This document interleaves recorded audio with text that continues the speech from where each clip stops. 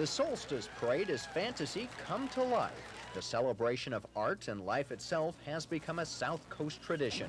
This is the 10th anniversary year of the parade. While the parade is still a month away, work is moving full speed ahead on this year's entries. Valerie Huston is the event's artistic director. She says it's a parade that anyone can participate in. It's a chance for someone who perhaps is not a professional artist, but who has that little inkling inside of them to create something, to come over to our workshop and to create something and be in the parade. Some people make their Solstice Parade costumes at home. Others are taking advantage of the Solstice Workshop in downtown Santa Barbara, where 3 artists are on hand to help. They're here on site at the workshop, and if you have a particular idea, you can come here and they'll help you with it. They'll help you get it together for the parade.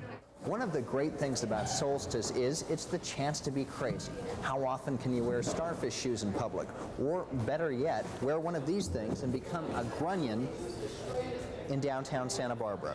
Some people say to us, well, how can you do this parade? I mean, there are just piles of junk in this workshop and old pieces of cardboard and plastic, but I think that that's part of the magic of the parade. Dave McKay is one of the artists. He says it's a time for would-be artists to let their imaginations run wild. A lot of times it's just from their creativity, you know. They think of something like, I've always wanted to be, or wouldn't that be funny, or wouldn't that be neat? McKay says one of the projects calls for making 10,000 hand puppets. Then as the big puppet people come along, like this guy, then there's an interaction between the two, you know, and here's our theme, size. Above all, though, the whole object of Solstice is to have fun while being creative. In Santa Barbara, Lance Orozco, KEY News.